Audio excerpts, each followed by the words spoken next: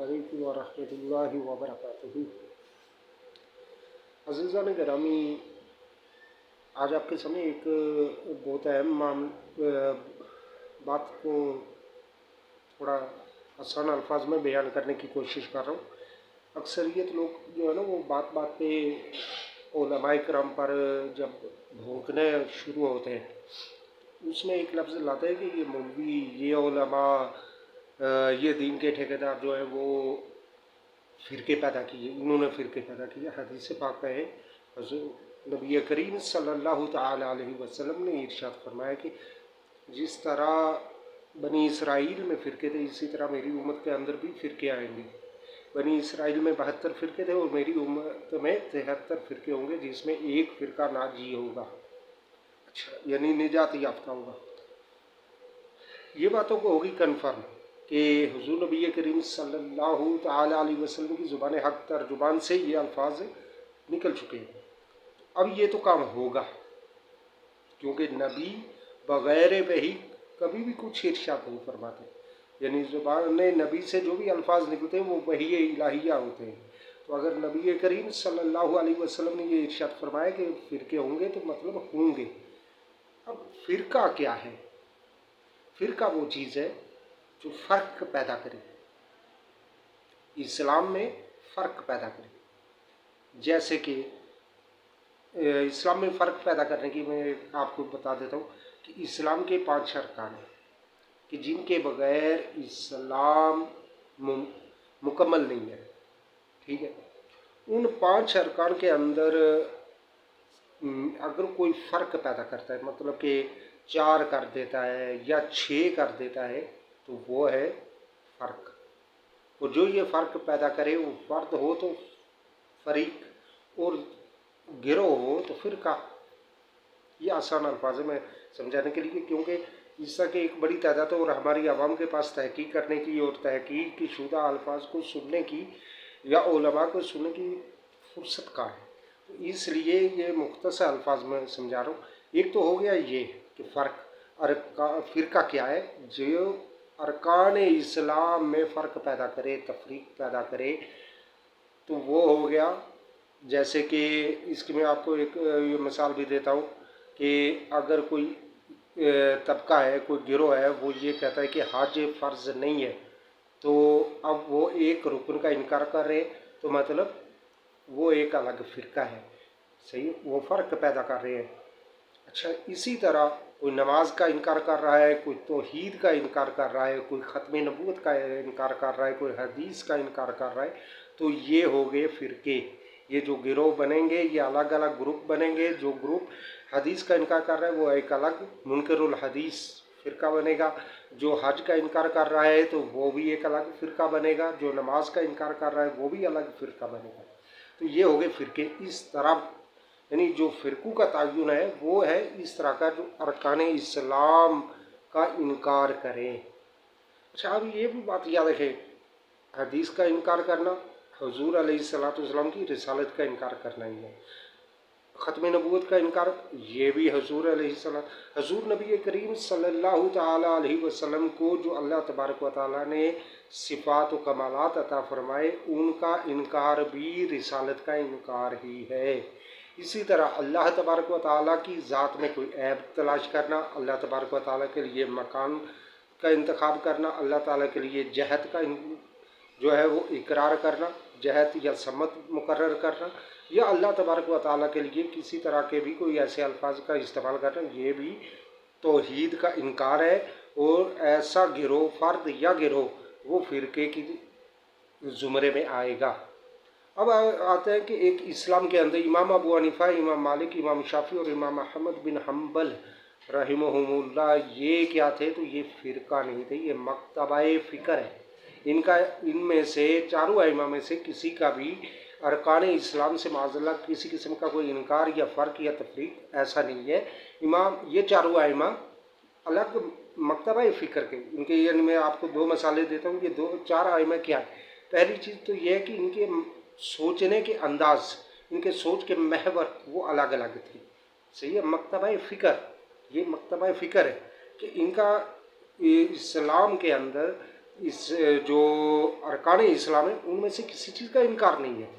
ہاں ان کے سوچنے کے انداز الگ الگ ہیں. مثال کے طور پہ نماز کے بارے میں امام ابو حنیفہ رحمۃ اللہ تعالی علیہ یہ ہاتھ ناف زیر ناف باندھ کے نماز پڑھ رہے یا رفع یا دین نہیں کر رہے.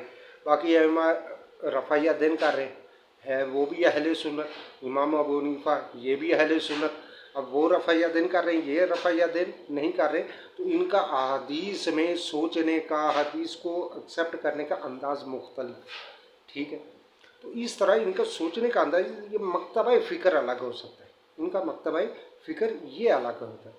اچھا دوسری چیز کہ یہ چاروں ائمہ حضور چاروں ائمہ حق پر ہے اور چاروں ائمہ سیرت رسول پر ہی عمل کر رہے ہیں تو پھر یہ الگ الگ کیوں؟ تو یہ بھی گوشہ گزار کر دوں کہ حضور نبی کریم رحمۃ للعالمین خاتم النبیین صلی اللہ تعالیٰ علیہ وسلم کو اللہ تبارک و تعالیٰ نے بے مثال پیدا فرمایا. تو آپ کی سیرت مبارکہ بھی بے مثال ہے. آپ کے اقوال آپ کے افعال یہ سب کچھ بے مثال ہے. تو ایسی صورت میں کسی فرد واحد کا نبی رحمت صلی اللہ علیہ وسلم کی پوری سیرت پر من و عین عمل کرنا محال مشکل ہے. تو ایسی صورت میں یہ چار ائمہ میدان عمل میں آئے. انہوں نے حضور علیہ الصلوۃ والسلام کی سیرت کے زندگی کے مختلف حصوں کو الگ الگ حصوں کو لے لیا. یعنی رحمت للعالمین صلی اللہ علیہ وسلم کی سیرت مبارکہ کے چار حصے. ایک حصے پہ امام ابو حنیفہ رضی اللہ تعالیٰ عنہ نے عمل شروع کر دیا. دوسرے حصے پر امام شافعی, تیسرے پہ امام مالک اور چوتھے پہ امام احمد بن حنبل.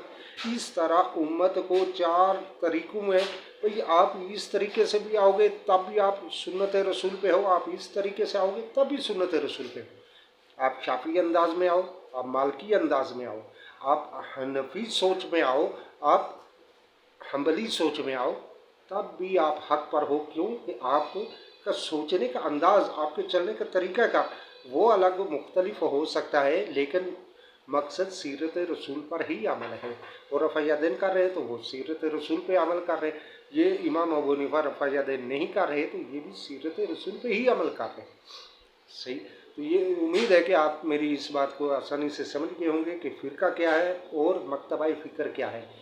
اب رہے یہ دیوبندی, وہابی, شیعہ, نیچری, چکڑالوی, بندیالوی, تو یہ فرقے جو ہے یہ کیا ہے کہ ان میں یہ جب بنے تو یہ فرقے نہیں تھے لیکن آہستہ آہستہ ان میں سے کسی نہ کسی نے کہیں نہ کہیں کسی نہ کسی ارکان اسلام کا انکار کیا, اس میں تفریق پیدا کی اور اس طرح یہ ان میں سے کچھ فرقے بن گئے. لہٰذا یہ بات یاد رکھیے کہ سب سے مضبوط ترین جو مکتبہ فکر ہے, جو سوچ ہے, وہ ہے اہل سنت. کیونکہ نبی پاک صلی اللہ علیہ وسلم کے بعد صحابہ, صحابہ کے بعد تابعین, تابعین کے بعد اہل سنت, اور یہ اہل سنت چلتے چلتے چلتے آج تک اہل سنت ہی حق پر ہیں. کیونکہ ان میں سے فرق کر کے باہر نکلنے والا فرقہ بنتا ہے. جو اہل سنت ہے وہ تو اہل سنت ہے, وہ تو مضبوط ایک گروہ ہے, وہی ایک مضبوط جماعت ہے, وہی ایک اللہ کی رسی ہے جس کے بارے میں اللہ تبارک و تعالیٰ نے ارشاد فرمایا کہ اللہ کی رسی کو مضبوطی سے پکڑے رکھو. یہ وہی رسی ہے جو رسول اللہ کے ذریعے سے صحابہ کو, صحابہ سے تابعین کو, تابعین سے اہل سنت کو, علماء کرام, صلحاء, صفحاء, اولیاء کے ذریعے سے اہل سنت میں وہی رسی چلتی آ رہی ہے. اور اس رسی کو مضبوطی سے تھامے رہنے کا مطلب اتحاد امت ہے. امت کا ایک جگہ پہ جم جانا, ایک رسی کو تھامنا, یہی حکم الہیہ ہے کہ اللہ کی رسی کو مضبوطی سے پکڑے رکھو. مطلب کہ اہل سنت کے پلیٹ فارم پہ کھڑے رہو, اور ان میں اہل سنت میں ہی سے تفرقے کر کے فرق نکال کے یہ الگ ہوئے ہیں. جیسے کہ اہل حدیث ہو گئے, تو یہ کہاں سے آئے؟ الگ سے تو نہیں آئے. یہ بھی اسی طرح سلفی کون ہے, وہ ان میں سے نکل گئے. اچھا, پھر اسی طرح جو شیعہ ہیں, تو شیعہ کہاں سے آئے؟ یہ بھی اہل سنت تھے.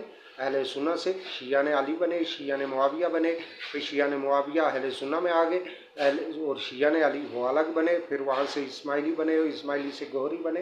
اس طرح یہ الگ چلتے آئے. اچھا, اسی طرح امت میں اہل سنت سے अलग अलग सोचें लेकर, अलग अलग माइंड लेकर किसी न किसी एक अरकान इस्लाम का इनकार करके किसी न किसी सूरत में, तो जो निकले हैं वो फ़िरके बने।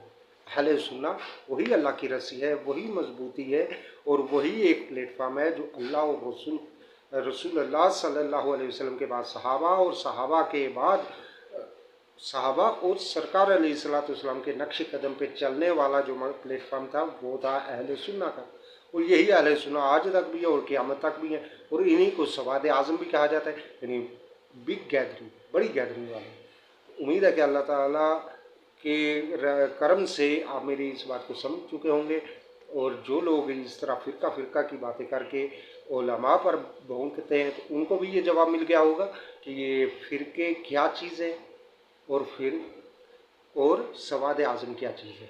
उम्मीद करता हूँ कि अल्लाह तबारक व तआला हमें इस पर अमल की तौफ़ीक़ अता फ़रमाए। इस चैनल को सब्सक्राइब कीजिए, वीडियो को लाइक और शेयर भी करते रहें। अस्सलामु अलैकुम व रहमतुल्लाहि व बरकातहू।